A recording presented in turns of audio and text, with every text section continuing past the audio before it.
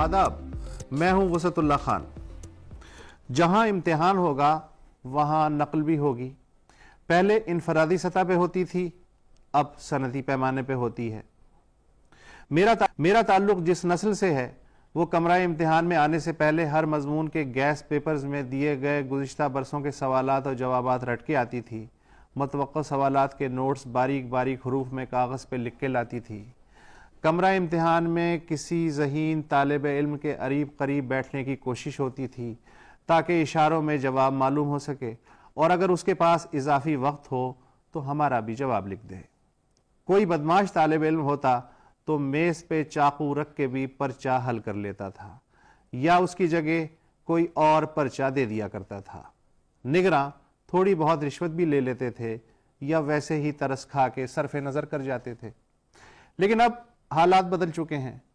पहली कोशिश तो ये होती है कि इम्तिहानी पर्चा आउट हो जाए या पैसे दे के सवालात घर बैठे पता चल जाएं।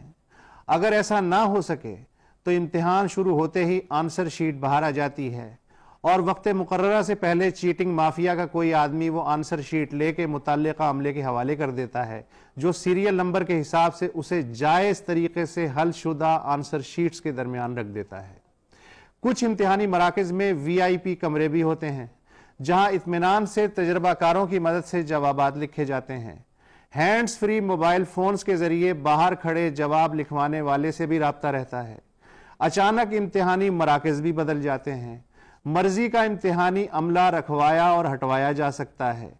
बेशुमार तरीक़े हैं नकल करने और करवाने के। जो अक्ल पढ़ाई में सर्फ होनी थी वो नकल में क्यों सर्फ हो रही है, यही है आज का मौजू। तमहीद लंबी हो गई लेकिन मौजू की मजबूरी भी है।